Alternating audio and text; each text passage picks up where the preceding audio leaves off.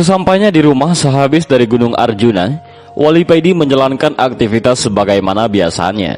Tiap pagi, Wali Paidi pergi ke pasar berjualan minyak wangi.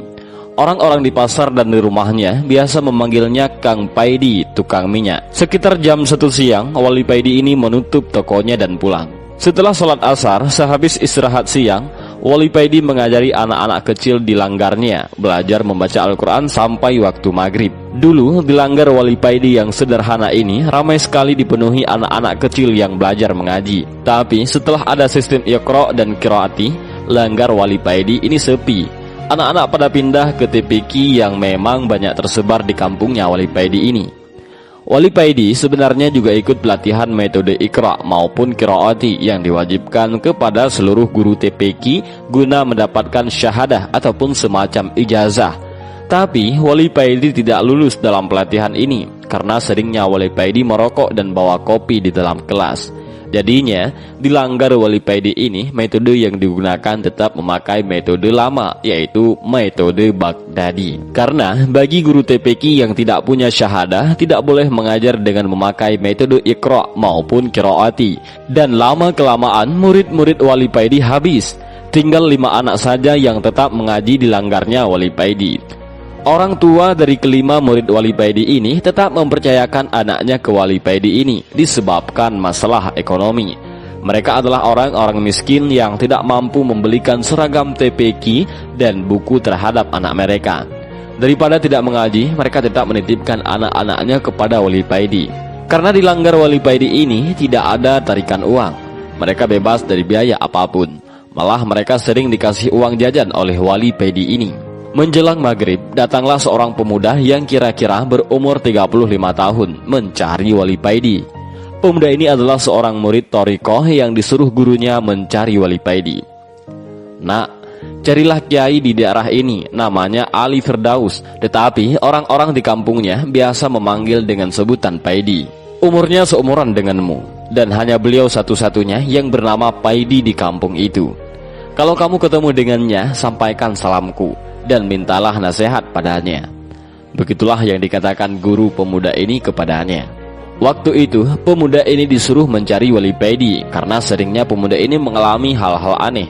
Seperti ketika sholat, tiba-tiba ia sudah berada di Mekah dan sholat di hadapan Ka'bah.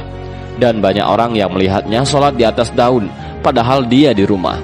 Pemuda ini akhirnya sowan kepada gurunya dan melaporkan semua kejadian yang dialaminya, dan disuruhlah mencari Kiai Ali ataupun Wali Paidi. Sesampai di kampung yang dimaksud, pemuda ini bertanya kepada orang-orang, "Di manakah rumah Kiai Paidi?" "Di sini tidak ada yang namanya Kiai Paidi. Yang ada Kang Paidi, seorang penjual minyak wangi." Begitu jawab orang kampung ketika ditanya pemuda ini. "Baiklah, di mana rumah Kang Paidi penjual minyak wangi itu?" tanya pemuda itu. Kemudian pemuda ini yakin bahwa Kang Paidi itulah Kiai Paidi yang dicarinya, karena gurunya juga bilang bahwa nama Paidi hanya satu orang di kampung ini. Pas waktu maghrib, pemuda ini sampai di rumah Wali Paidi. Pemuda ini bertanya kepada seorang wanita yang berada di depan rumah Wali Paidi, "Apakah benar ini rumah Kang Paidi penjual minyak wangi?" "Benar, nak. Dia ada di langgar itu, sedang mengimami sholat maghrib," jawab wanita itu sambil menunjukkan langgar yang berada di sebelah rumah Wali Paidi. "Terima kasih, Bu," jawab pemuda itu sambil menuju ke langgar untuk melaksanakan sholat maghrib dan sekalian sowan kepada Kiai Paidi. Sehabis wudhu, pemuda ini masuk ke langgar, sholat berjamaah bersama yang lain. Dilihatnya yang sholat di langgar ini cuma 3 orang. Dia berdiri di samping mereka. Ketika pemuda ini mendengar surat Al-Fatihah yang dibaca Wali Paidi, hati pemuda ini menjadi galau karena Wali Paidi ini ketika membaca huruf Ain menjadi Ang, Rabbil Alamin menjadi Rabbil Ngalamin. Gimana mau khusyuk dan diterima sholatnya? Wong bacanya aja sudah keliru. Apakah tidak salah gurunya menyuruhnya sowan kepadanya? Gumam pemuda ini dalam hatinya. Setelah salam dan melakukan wirid seperti biasa pada umumnya, Wali Paidi ini melanjutkan dengan sholat sunnah. Dan sehabis sholat sunnah, Wali Paidi ini keluar dari langgar dan duduk-duduk di teras sambil merokok. Pemuda ini menghadap kepada Wali Paidi. "Assalamualaikum," salam pemuda itu. "Waalaikumsalam," jawab Wali Paidi sambil tersenyum. Setelah menyampaikan salam gurunya kepada Kiai Paidi, pemuda ini menceritakan maksud kedatangannya dan menceritakan hal aneh yang dialaminya kepada Wali Paidi. Saya juga heran, kok kamu sampai bisa seperti itu ya? Mengalami hal-hal yang menakjubkan, padahal sholat kamu tadi aja masih sibuk ngurusi tajwid daripada ingat kepada Allah, kata Wali Paidi kepada pemuda ini. Seketika pucatlah wajah pemuda ini, dan dalam hatinya pemuda ini berkata, Masya Allah, ternyata gurunya tidak salah mengenai kiai muda ini.